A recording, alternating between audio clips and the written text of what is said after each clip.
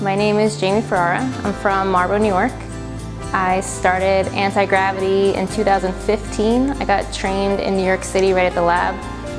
I started because I was working crazy hours at a bagel shop. I loved what I did for the time being, and then I was like, I need to branch out and do my own thing. I loved working out, so I decided to look up how to get trained in aerial yoga, and the first thing that popped up was Antigravity. I was like, I don't know what this is. So I figured I'd give it a shot. So I went down to New York City, got trained, started teaching in January 2016 at my own studio. Opened up my own studio just like on a whim.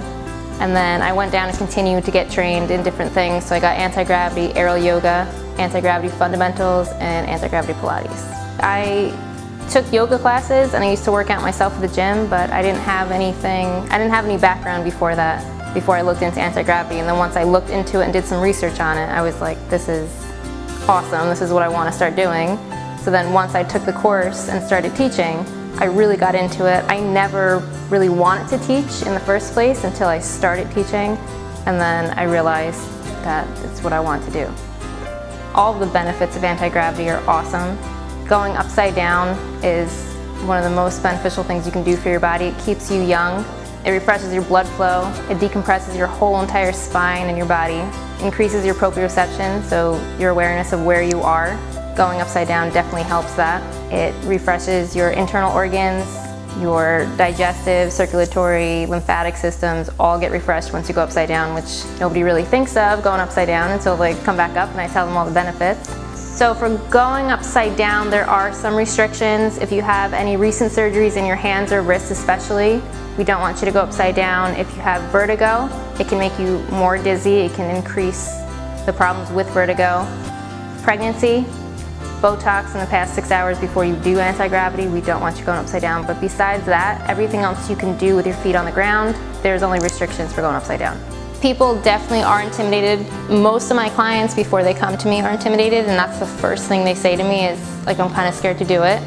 But I make everyone feel super comfortable. Going upside down is the only thing where I would spot people and make sure that they're totally fine, totally safe. Nobody ever falls out. It's just one of those things that you have to trust the hammock. Keeping your feet on the ground is always the go-to if you feel like you can't go upside down for some reason and you want to warm up to it, that's totally fine. But everyone can do it. There's always modifications for everything. So using the hammock makes it more accessible for everyone, although it does make it more challenging too, which is kind of the nice part. So say you're doing bicycle on the ground, which is like a Pilates move, and you have the pressure in your low back.